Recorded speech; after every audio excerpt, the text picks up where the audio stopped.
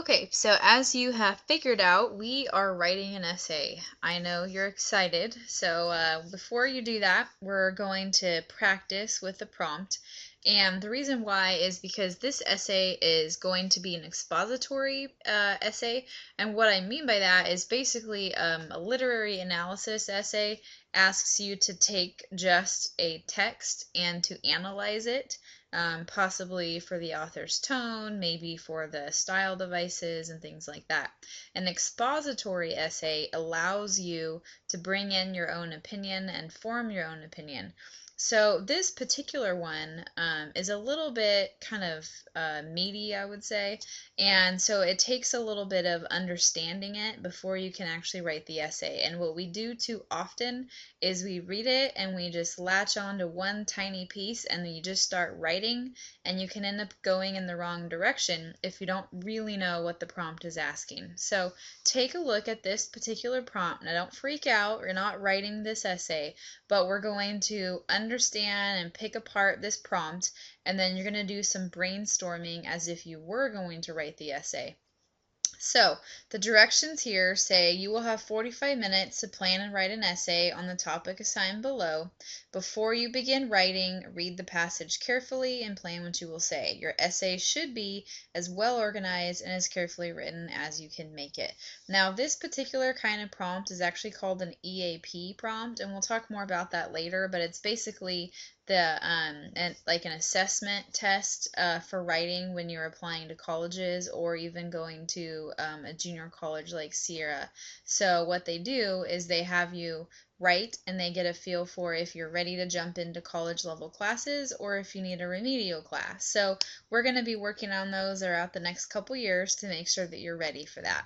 So here's a quote here, and it says, advertisers frequently use the testimony of a celebrity to support a claim. A football star touts a deodorant soap. An actress starts every day with brand A coffee. A tennis pro gets stamina from brand X cereal. A talk show host drives a certain kind of car. The audience is expected to transfer approval of the celebrity to approval of the product. This kind of marketing is misleading and insults the intelligence of the audience. Am I going to buy the newest SUV because the attractive talk show host gets paid to pretend he drives one? I don't think so. We should boycott this kind of advertising and legislate rules and guidelines for advertisers. Okay, so this is what we're being asked to respond to. So now this particular writer, okay, and we have Sue Josie, says explain the argument that Josie makes and discuss the ways in which you agree or disagree with her analysis and conclusion. Support your position by providing reasons and examples from your own experience, observations, or reading. So two things I want to talk about here. The first part here is that there's really two parts to this prompt. So take a second and see if you can find both of those parts and underline in the directions what it's asking you to do. So do that now. Okay, so hopefully you have done that. Let's take a look. The first thing you should have underlined would be this. It says, explain the argument that Josie makes. Okay, so before you can ever give your opinion or write about it, agree with it, disagree with it, talk about it, you have to make sure that you understand her opinion so that you can basically sort of summarize or explain it a little bit so that you can then respond to it. The second part says, and discuss the ways in which you agree or disagree. So once you have said in your own words, this is what this author thinks, then you get to say, and I agree or disagree, and for these reasons. Okay. The second thing I want to talk about is now not only can you use obviously this quote as part of your evidence, you can also pull in anything else that you have access to.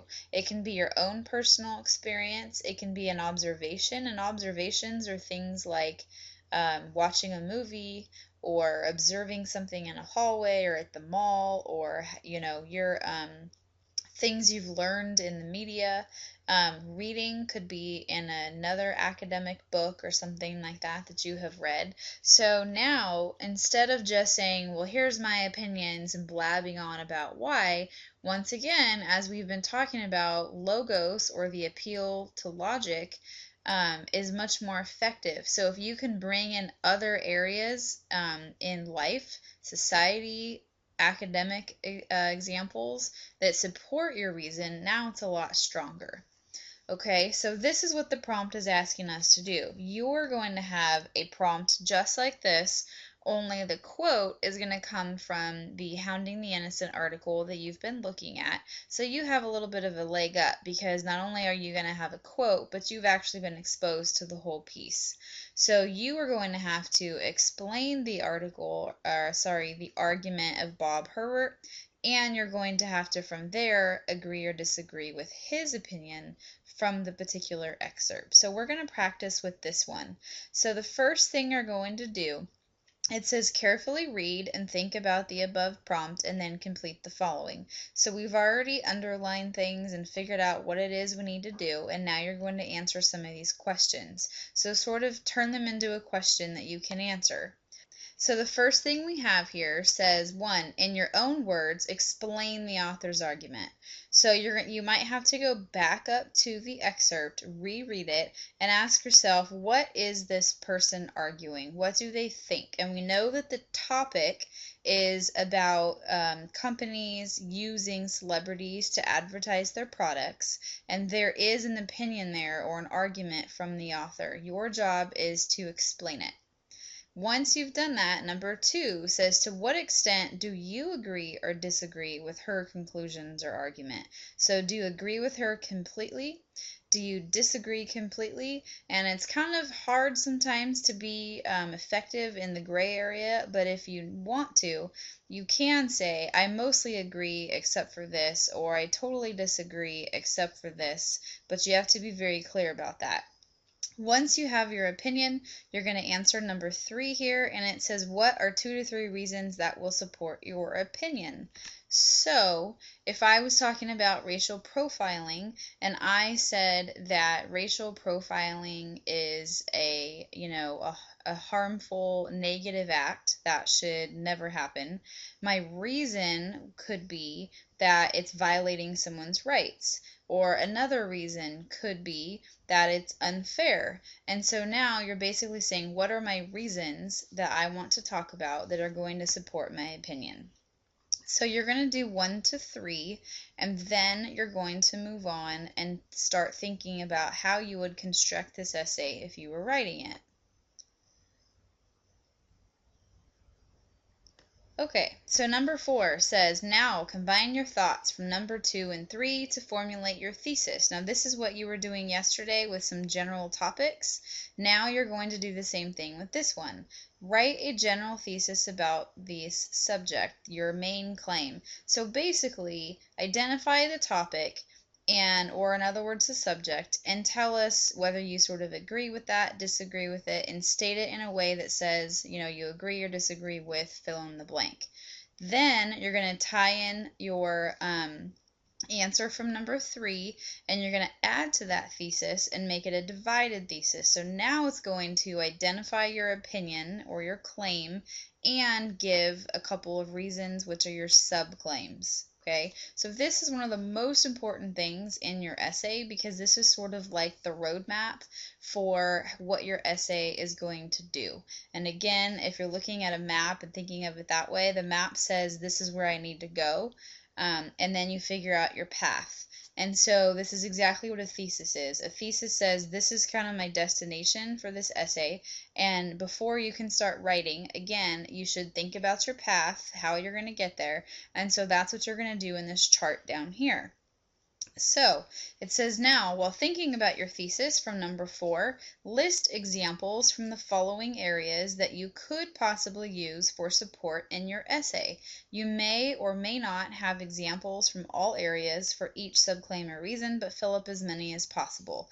So over here on the left, it says subclaim, or in other words, reason number 1. So you're going to think about from your thesis if you agree or disagree and what your reason is. So going back to our racial profiling topic, if I said that one of the reasons I agree that racial profiling is horrible, one reason again could be that it isolates people. Okay, if that's my reason, I need to ask myself, do I have any experiences that I could talk about showing that racial profiling isolates people? Do I have any observations that racial profiling isolates people? Have I ever read anything, whether in school or on my own, where racial profiling shows that it isolates people? And so you're just going to jot down some examples, but again, you're doing it for this prompt here about using celebrities in advertisements. So you're going to again review your thesis and kind of just go from left to right, and you're just going to say, do I have any experiences, any observations? Have I ever read anything? Think about the books you've read of Mice and Men or Romeo and Juliet or any of your outside reading books or Night or House on Mango Street. Anything you've read in junior high, a lot of you've read The Outsiders. Is there anything that would support reason number one? Because basically this will all become a body paragraph, and you want to have a variety of different kinds of evidence.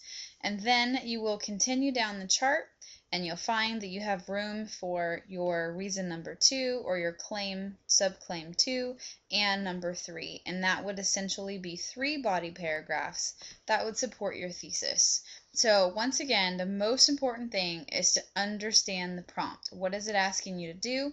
This one is asking you to explain this author's argument and then give your own. And I'm asking you to do it in a very clear way by brainstorming what you would do, and then you're going to stop there. And this is going to be the same process you will do on your own when you go to write the racial profiling essay. So take some time and work on this. You might even talk about the prompt as a group for a while, and then you can work on this on your own. And good luck to you.